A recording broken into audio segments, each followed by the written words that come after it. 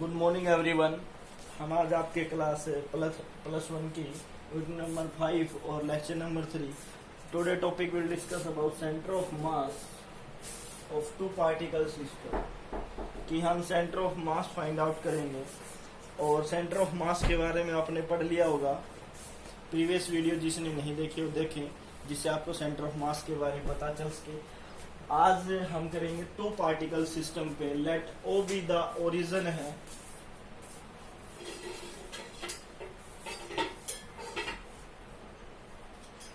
ये ओरिजिन, ये X axis, ये वाई एक्सिस और ये जेड एक्सिस।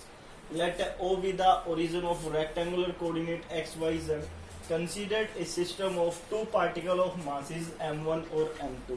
क्या कंसीडर्ड कर लिया है कि दो पार्टिकल है, उनका मासेस m1 और m2 है। लोकेटेड किया गया है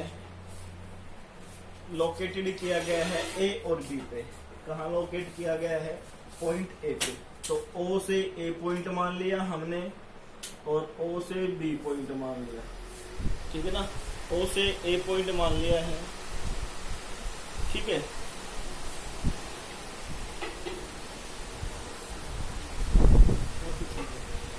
ठीक है, ओ से ए पॉइंट मान लिया है, उसकी पोजीशन वेक्टर r1। ओ से बी मान लिया, उसकी पोजीशन वेक्टर r2। और ए और बी को हमने मीट कर दिया है, तो क्या माना? ओ से ए जो है आपके पास r1, ओ से बी r2, ठीक है। अभी फोर्स अप्लाई करेंगे। कौन सा फोर्स? इंटरनल फोर्स की बात करेंगे। इसका मास m1, इसका मास m2। क्या अप्लाई करेंगे? इंटरनल फोर्स अप्लाई करेंगे। उससे पहले हमने ज्वाइन कर दिया है ए और बी को, joining A to be.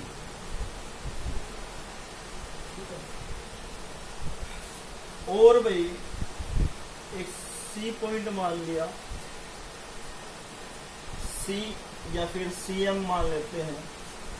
CM क्या है? Centre of mass.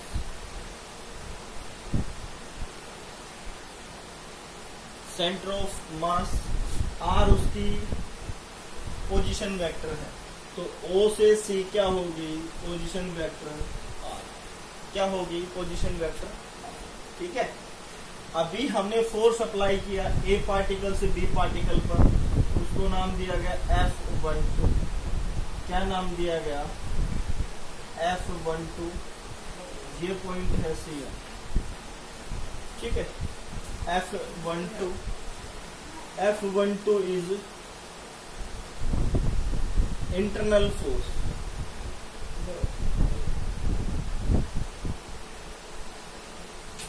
Internal force, ठीक है, due to m1 to m2, या फिर जो है एक्सटर्नल फोर्स, ये भी लिख सकते हो आप, applied on first to second particle, ठीक है ना। जो F1 है वो फर्स्ट से सेकंड पार्टिकल पे अप्लाई हो रहा है। और हम बात करेंगे F21 की। किसकी? F21 की। तो F21 क्या प्यारे बच्चों? Internal force applied on second to first particle, ठीक है ना। सेकंड टू फर्स्ट पार्टिकल पे है। मैं लिख देता हूं, इसका मतलब क्या होता है? इसका मतलब यही है कि इंटरनल फोर्स अप्लाइड। अब मैंने बताया था एक्सटर्नल फोर्स, बताया था F1 और F2। F1 क्या है? External force on particle first या मास m1, ठीक है, मास m1। सेकंड है external force on particle second mass m2। Mass m2 के लिए तो देखो, हम फर्स्ट पार्टिकल पे फोर्स अप्लाई करेंगे। क्या अप्लाई करेंगे? F1 और सेकंड पे फोर्स अप्लाई करेंगे। ये आपका डायग्राम है, ठीक है। ये क्या है, आपका डायग्राम है, ठीक है। इसका स्क्रीनशॉट ले ले और आगे क्या करोगे, V1 and V2 be the velocities of first and second particle.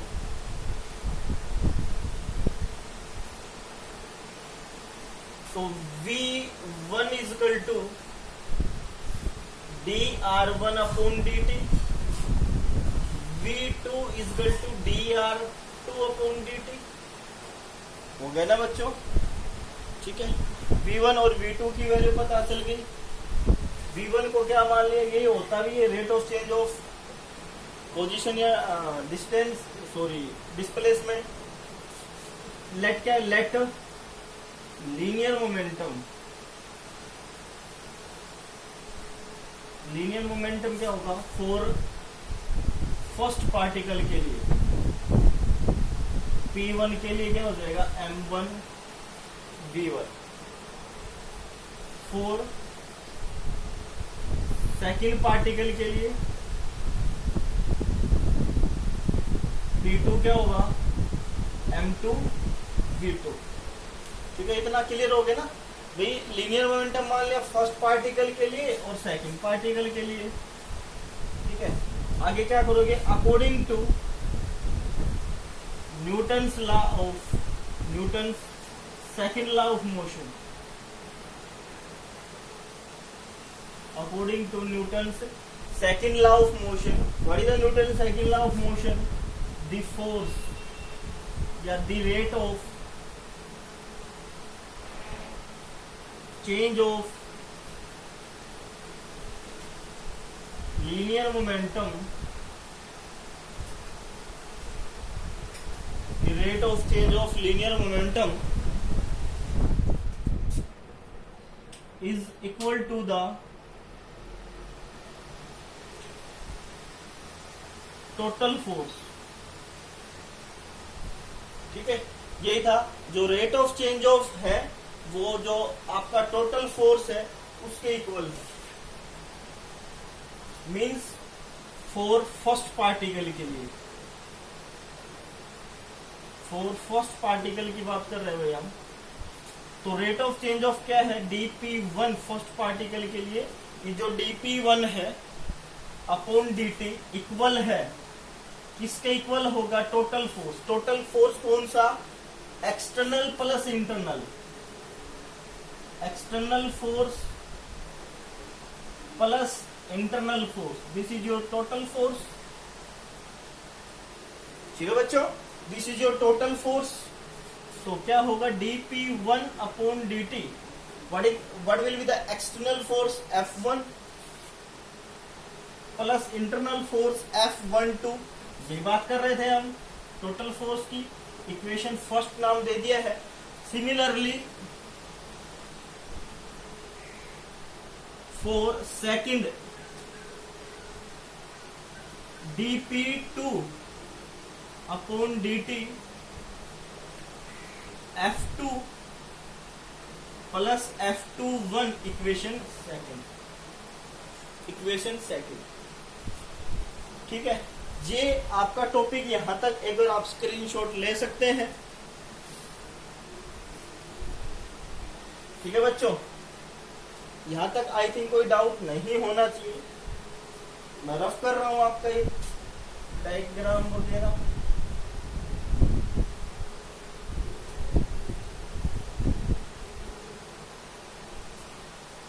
ठीक है। अब क्या करेंगे, एडिंग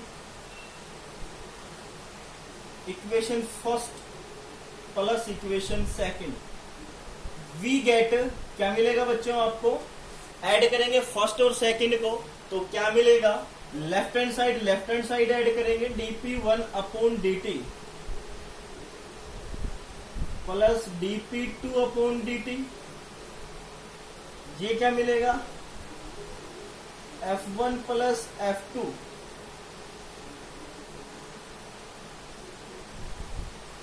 F21, ठीक है, ये मिला आपको इक्वेशन थर्ड। तो according to Newton's third law, what is the Newton third law, क्या था बच्चों, कि every action equal to opposite reaction, means जो फोर्स अप्लाई किए थे F12 इक्वल हो जाएगा F21 के। It means F12 plus F21 equal to 0, यही होगा ना। मींस ये जो फोर्स हो गया 0 इंटरनल, F1 प्लस F2 को हम टोटल F से डिफाइन करेंगे इक्वल टू टोटल फोर्स से। किससे डिफाइन करेंगे, टोटल फोर्स से। तो वैल्यू क्या हो जाएगी बच्चों, dP1/dt प्लस d/dt और P2 equal to F plus 0 equal to, यही होगा ना। ये बचेगा ना टोटल F है बच्चों ये, ठीक है। तो आपको टोटल F मिल गया क्योंकि ये कंडीशन तो 0 हो गई हमारी, ठीक है। अभी P1 की वैल्यू पुट करेंगे तो क्या थी M1V1, P2 की वैल्यू पुट करेंगे यहां से तो क्या है M2V2 इक्वल टू F। अब बच्चों यहां से कॉमन क्या बन रहा है, d/dt कॉमन बन रहा है, तो यहां क्या मिलेगा M1V1 plus M2V2 equal to F, ठीक है। इतना मिल गया। अब हम क्या रख सकते हैं, substituting the value of V1 and V2 in above equation 4, ठीक है। अब वो इक्वेशन 4 में वैल्यू पुट करेंगे, सब्स्टिट्यूटिंग करेंगे, ठीक है। तो क्या वैल्यू पुट हो जाएगी, d/dt, M1 V1 की वैल्यू क्या बच्चों देखो, dR1/dt plus M2 dR2/dt equal to F। तो अब फिर से d/dt कॉमन आ रहा है, d/dt पाता तो d स्क्वायर और dt स्क्वायर, अंदर क्या बचा M1 R1 plus M2 R2 equal to F, यही बचा ना।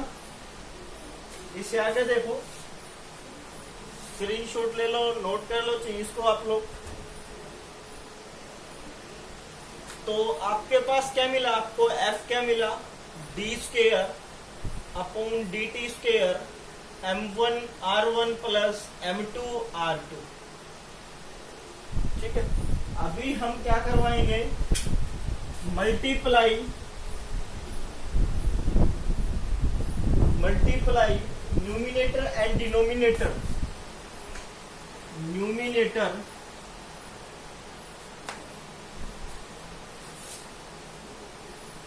and denominator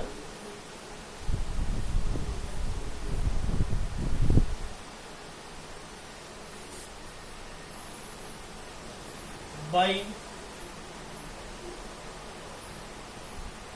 M1 plus M2 से on left hand side,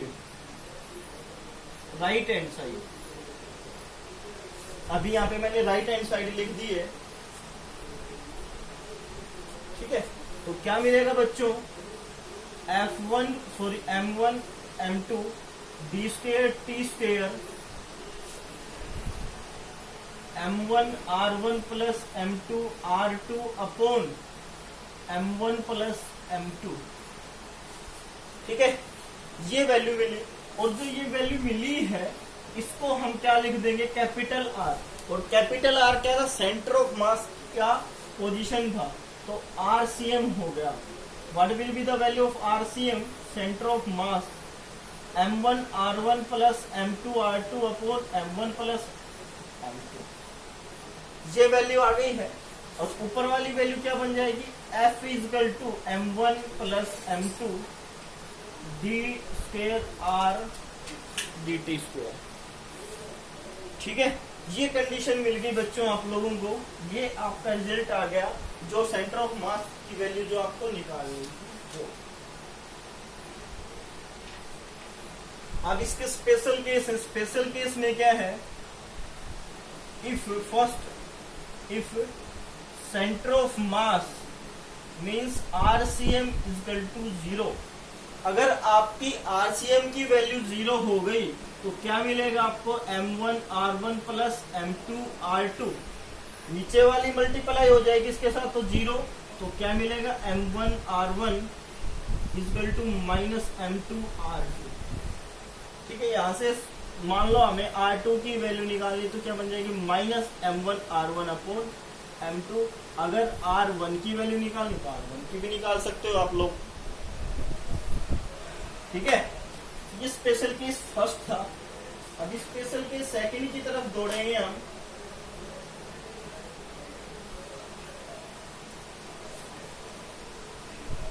second क्या है बच्चों, अगर आपके पास m1 m2 equal to m के इक्वल मान ले, अगर दोनों मासेस इक्वल मान ले इक्वेशन 5 से, तो फ्रॉम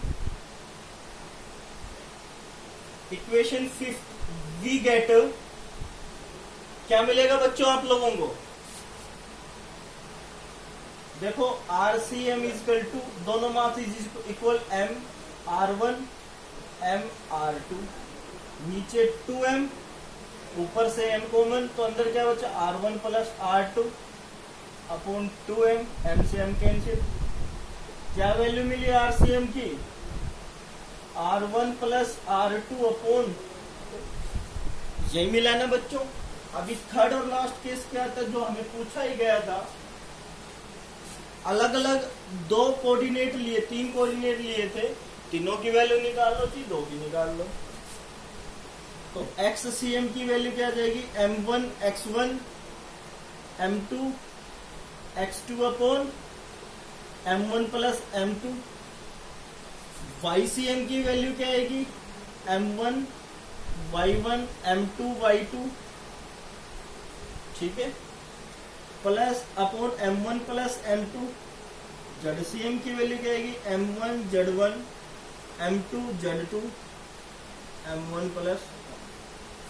ठीक है, ये आपको फाइंड आउट करना था। ये आपका centre of mass 2 coordinate system था। ठीक है, अगर फिर भी किसी को डाउट लगता है तो बताइएगा, आपको फिर से करवाया जाएगा। तो thank you, have a nice day.